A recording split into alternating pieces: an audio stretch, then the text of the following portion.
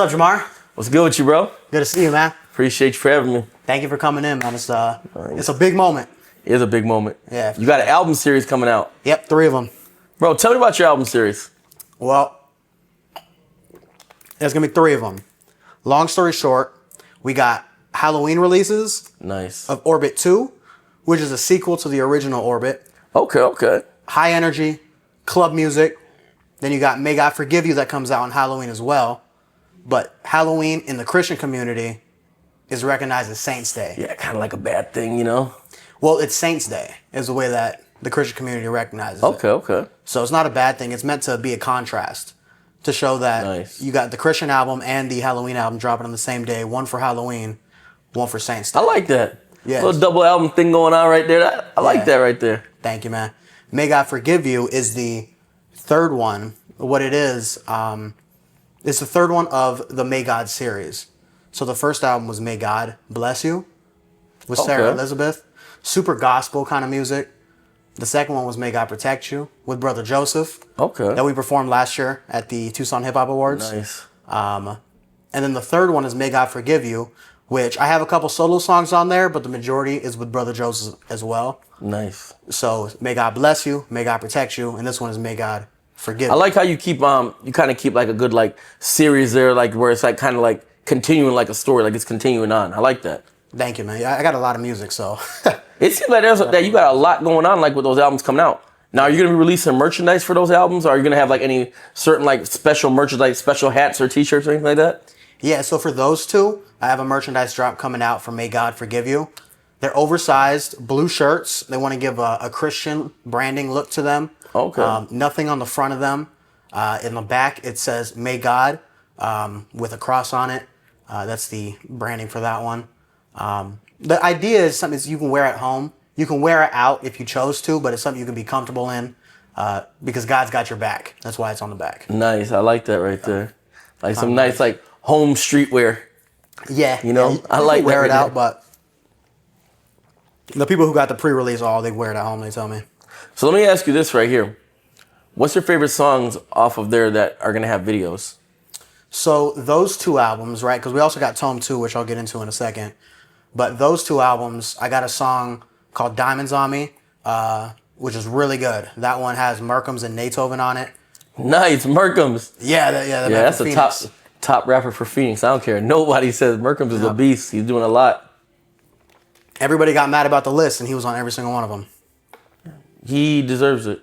Yeah. You know, when you got a person that's doing Funkmaster Flex, LA Leakers, he's on most of the big shows in Phoenix. I think he was on Wu-Tang when they came out here. Like, you can't knock his hustle. Like, yeah, he's killing it, 100%. And he represents for Phoenix too. So, you know, shout out to Merkums. And that's why I respect him. That's why I reached out to him and wanted to get him on the project because he's good. He's good. I respect real artists. And yeah, I did a show with him last year. It was me, him, and the Dog Pound at Rialto Theater. Oh, that's cool. Yeah. And I got the DJ for him. Real humble dude, real good dude. Like, real lyrical dude too. Yeah, he's a cool guy. But that's a good song that's coming out on Orbit 2. One of the songs with a video is Copy. That comes out on Halloween Day. Dre Day is featured in the video. He brought his convertible out. Shout out to my boy Dre. Man, Dre Day. But yeah, that's a good video that's going to be on the album. We just dropped the video for No Cap Alert. May God Forgive You. We dropped the video for Joseph Cupertino already. We got a video for I Will Survive coming out. And a couple more. I want to get into the Orbit 2. Who produced that album right there? Zanny, Where the Bar's At.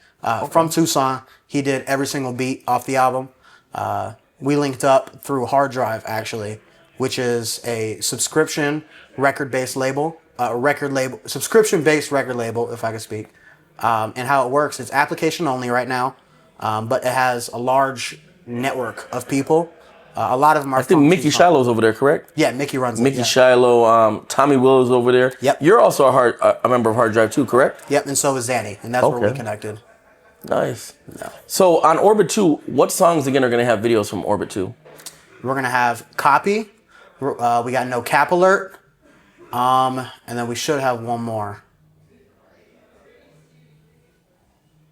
Yeah, the third one is still undecided. I'm thinking about doing it for the last song on the album. Throw It Back. I like that song. It's super clubby. It's super exciting. It's my favorite song. Maybe you could do a thing like where the fans vote. Yeah, you put an album and say, okay, what song should I do a video to, and they vote. Definitely, yeah. Kind of like a fan favorite video type thing. I think that'd be kind of cool. Yeah, official. Let's do it. Nice. Drop your favorite in the comments right here. Question for you. So you do have a third album that's coming out. Yes, sir. Let them know what the name of the album is. T.o.m.e 2. T.o.m.e 2. What was the process of you making that album? This one's personal for me. So I released it on November 4th, specifically because the first album I ever released was on November 4th, Hypnotic Illusions, back in 2017. So every time I have an album that I feel like I connect to a lot, I release it on November 4th. Minding My Business, the album that, thank you, by the way, for your nomination for Album of the Year, which won at the award show. Did. Dropped on November 4th last year. T.o.m.e 2 is this year. So November 4th is a special day for you. Truth Day, yeah. Truth Day. Yeah, hell yeah. Yeah, I like that right there. I got DJ Jahmar there and he got Truth Day. You see that? So do you have any events that are going to be coming up that are related to the album? Yeah, for sure. So the way that the album kind of was built out, every single day, or every single song was made in order. So I have an event that I want to do. I'm performing on November 8th at Urban, Tommy Will's studio. Flyer right here. When it comes down to the album, every song was made in order with slight adjustments throughout it. At the end of it, but every song that started was in order. Maybe 9 or 10 songs. It was 100 songs in 100 days were edited later on. But the event that I want to do after the show is going to be a panel. I would love to have you on, by the way, as a speaker. But I want to bring a group of artists. I want the demographic to be artists who can come and see how the album was made. And so what I'll do is I'll make a song from scratch on stage. We'll make the beat, we'll write the song, record the song, and mix it all live on stage, submit it to distribution, and publish it, and explain every step of the way. Nice. So artists can see how it's done. That's how. I know they have that thing at Brickbox, pushing buttons, where they be making the beats live on stage and stuff like that. Mm-hmm. I like that right there. You seem like you're very even when you're working with other producers, you're very hands-on with your music. You're very have you ever had problems working with producers? You're like, no, I want this sound right there. Where you're hearing something that they're not hearing. Oh, 100%. It was difficult when I was younger in my music career, just because I want to make sure I have control of everything. So if I need to change something, I can, et cetera, et cetera. But at some point, a lot of times you just need to take a step back and just let the other creative who's collaborating with you take their place and put their touch on it. If you get too controlling, they're A, not going to want to work with you, B, going to be pushed away, so they're not going to give their best work. I think, allowing your collaborator to do what they need to do, and then when they say, okay, you do what you need to do, they can trust you, and you have free reign. True, you got to work together. Collaboration is always a good way to create something great. Question for you. What is Even? So Even, T.o.m.e 2 is available for pre-release on Even. Even is a platform where it's direct to consumer. It's like the new age Bandcamp. Nice. Why it's better than Bandcamp is because just like Bandcamp, you can sell direct to consumer, like I mentioned, but you can send splits out. So all the collaborators on T.o.m.e 2 are all getting splits sent to them from Even. So if it sells, I'm doing a tip jar, so I'm not asking for $1, $2, $10, $100, $500. I'm not asking for that. It's a tip jar. Whatever people throw in there, a portion goes to whoever was on the album. Nice. That's cool, actually, right there. I think we live, especially living in the age of streaming right now. You hear a lot of things a lot of the artists are saying look, we're not getting paid off of streaming. That they kind of feel like they're getting taken advantage of. I do feel like one day it is going to go 100% back to direct to consumer. For sure. Yeah. I miss the days of going to the record store and having to buy a CD. Yeah. Even for one song, you'd go in there, you'd stand in line, you'd buy your CD. They had big record release days where people were waiting outside for it. So yeah. I'm definitely a big fan of direct to consumer. I'm definitely a big fan of that right there. What different styles do you have on the album? On T.o.m.e, there's really a lot of different styles. I have one song that's country. Most of it is hip hop. It really has a hip hop foundation. But you know me. I have some stuff that's punk rock. I have some stuff that's regular hip hop, country. What else do I have on there? I have a lot of different twists on hip hop, so a lot of high energy songs like Orbit. I've got some Christian music on there, like from May God Forgive You.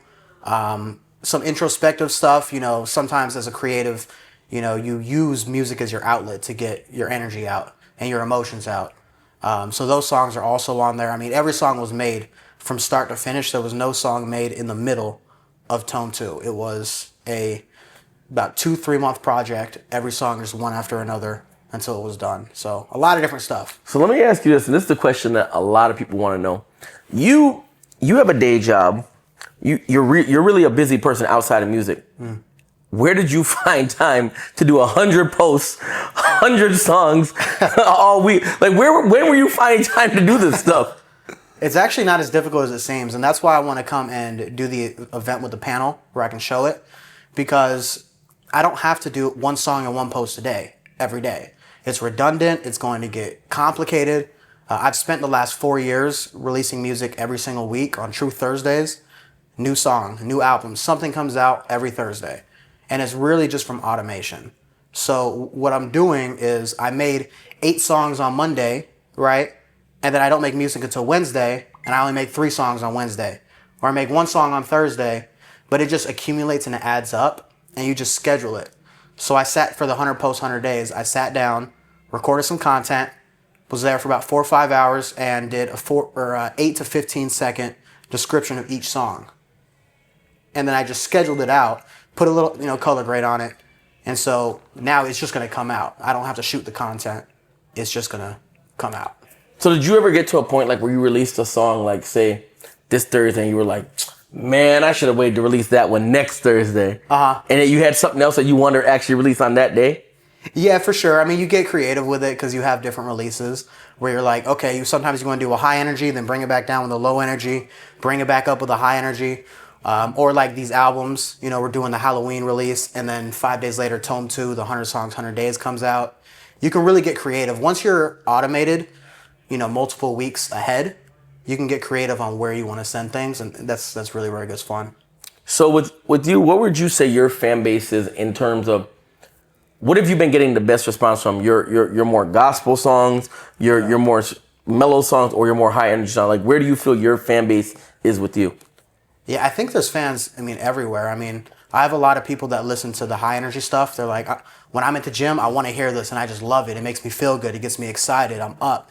The sound quality is nice. It's just, I'm there. I'm locked in. Then you have, but you don't want to listen to May God Forgive You at the club. You can, but it's more of a song that's storyboard, or more of an album that has a storyboard as opposed to high energy. So if somebody is, in their journey with God and is just wanting to consume Christian content, May God Forgive You is a good way to go. So really it just depends on the person. Spotify says my demographic is between about 28 to 34, about 56% male, 44% female. A lot of people like me in the Netherlands. I'm not sure. I haven't marketed to them. Maybe you might need a Netherlands tour coming up. Yeah. You never know. For sure. Like I said, again, one of the things I do appreciate about you, I could say, is your work ethic, that you really do go hard. And I know that you've gotten actually like some national placements on some of your music. Do you care to like touch on some of those things, like where you've had your songs placed before? Yeah, so I've worked with Love It Hip Hop, The Shy. I've worked with Monday Night Football. I love it. It's just sync. It's just what it is you're licensing your music to companies that need it for their program.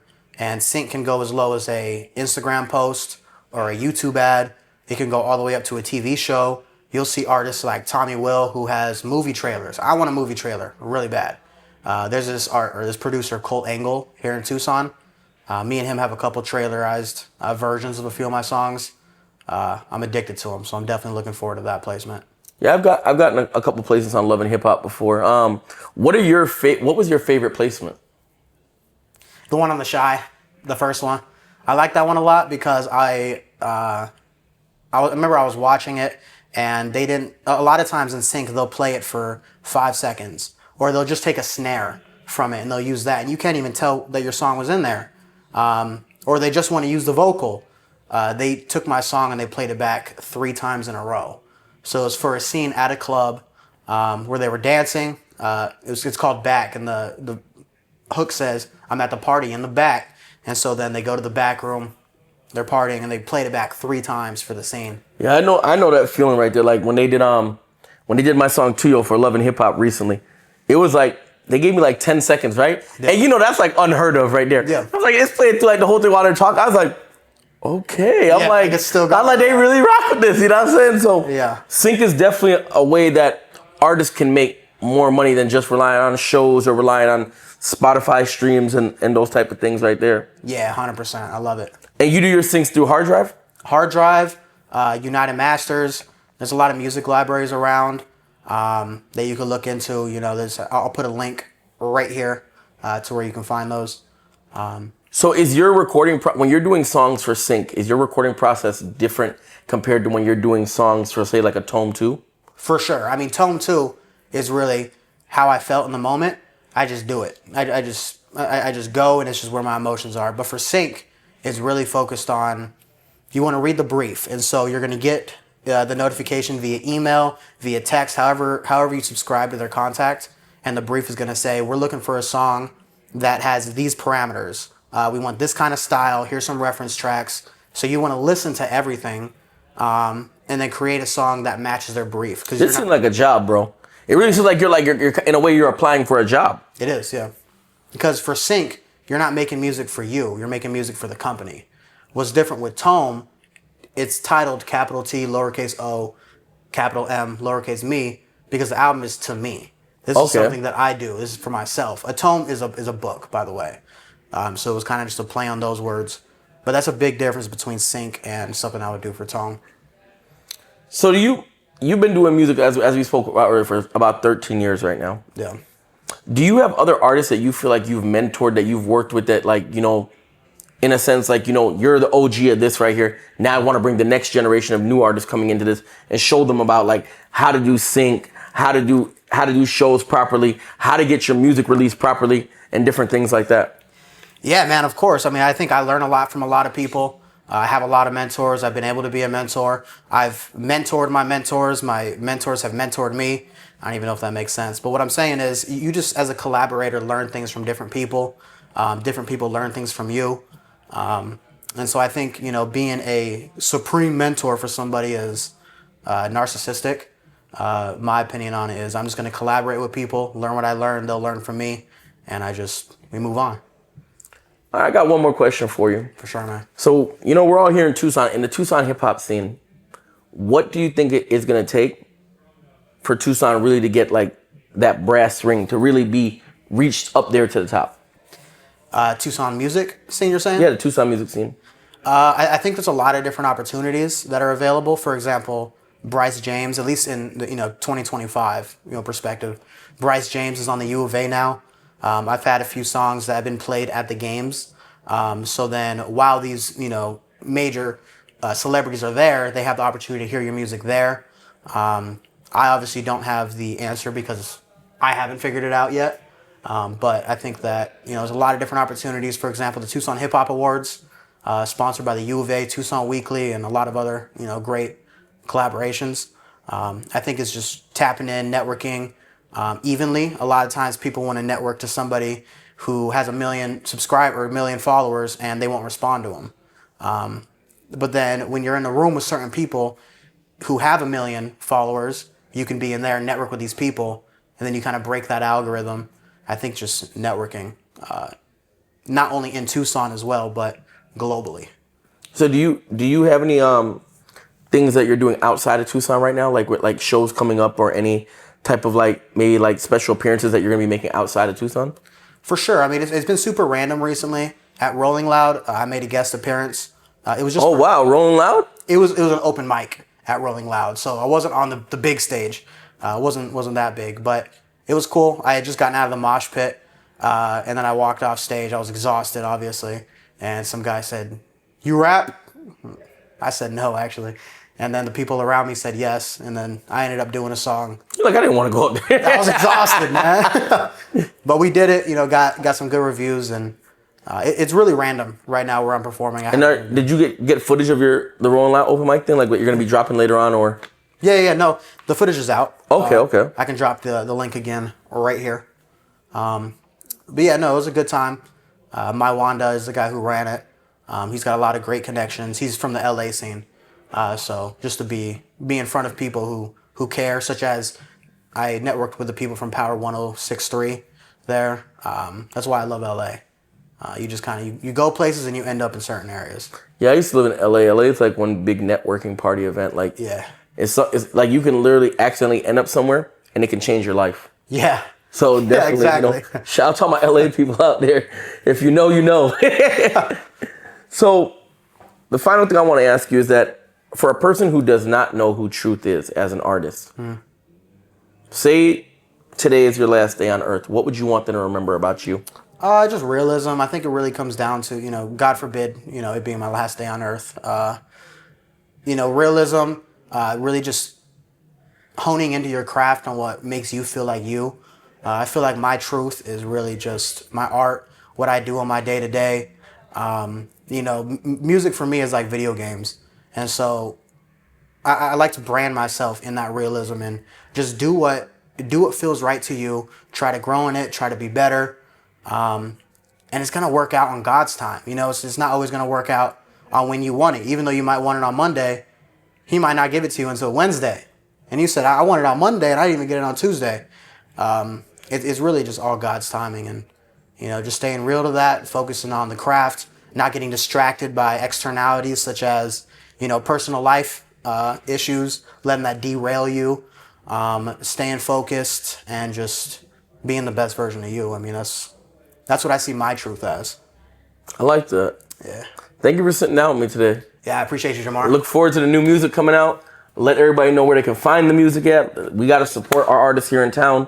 We got to support people that are doing great things. And Truth, you're doing great things for the scene. I appreciate it, Jahmar. Likewise.